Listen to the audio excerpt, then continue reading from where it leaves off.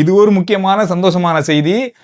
இலங்கை medical council ஒரு விஷயத்த சொல்லியிருக்காங்க. ஒரு சுற்றறிக்கையை வெளியிட்டிருக்காங்க அப்படின்னு சொன்னா, வைத்தியர்கள், மருத்துவ அதிகாரிகள் இவங்க எல்லாருமே எழுதி குடுக்குற அந்த துண்டு இருக்கு தானே, மருந்து வாங்குறதுக்கு, பார்மசில குடுத்து வாங்குறதுக்கு, அல்லது எங்கேயாவது வாங்குறதுக்கு, ஹாஸ்பிட்டல்ல வாங்குறதுக்கான ஒரு துண்டு டாக்டர் எழுதி குடுப்பாங்க. இது யாருக்குமே விளங்காது. அது நம்ம வந்து இத வச்சு நிறைய நகைச்சுவைகள் கூட செஞ்சிருக்கோம். ஆனா, இனி இந்த மருந்துகளை எழுதி குடுக்கும்போது, டாக்டர் என்ன மருந்து எழுதுறான்னு தெளிவாக எழுதப்பட்டிருக்க வேண்டும். காரணம் என்னன்னு சொன்னா, இது நோயாளர்களுடைய பாதுகாப்பை உறுதிப்படுத்துறதுக்கான ஒரு விஷயமா இருக்கும் அப்படின்ற மாதிரி சொல்லியிருக்காங்க. காரணம், அவங்க கிறுக்கி விட்டு போகும்போது ஃபார்மசில இருக்கவங்க அதை தெரியாம வேறொரு மருந்தை கொடுக்கலாம். இதனால நோயாளர் பாதிக்கப்பட ஏற்கனவே ஒரு வருத்தத்தில் இருக்காரு. இந்த விஷயம் அப்படின்னு சொன்னா, பனைமரத்துல விழுந்தவன மாடு மிதிக்க மாதிரி ஆகக்கூடாது அப்படின்றதான் இதுல அர்த்தமே.